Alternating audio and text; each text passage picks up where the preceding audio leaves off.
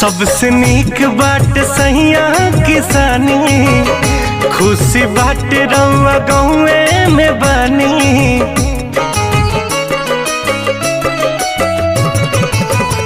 सबसे नीक बाट सहिया किसानी, खुशी बाट रउआ घरवे में बानी। मुहमारो कमैला के ए जी बहरा में गईला के, मुहमारो कमैला के अब बहरा में गईला के।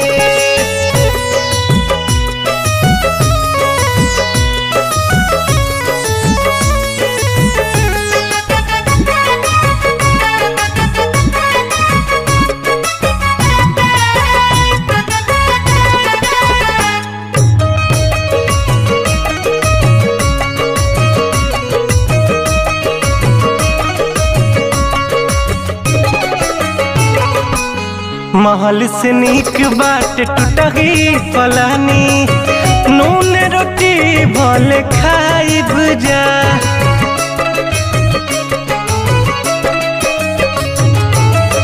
अखिया के सोझा रहब राजरहुआ, समय जिंदगिया बिताइब जा। परदेसवा में होला परेशानी, अपना धनिया के बात तहनी मानी। मुहमारो कमैला के दूर देशवा में गईला के, मुहमारो कमैला के ए जी बहरा में गईला के।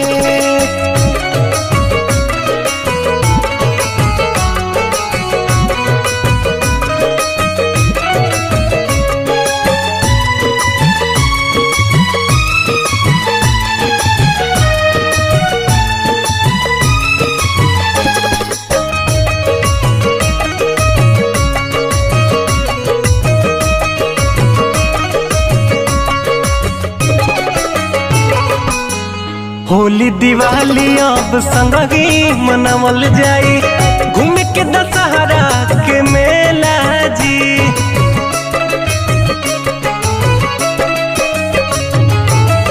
खेती बाड़ी के जी मुमारी बभारी, बाबूजी पड़लन अकेला जी।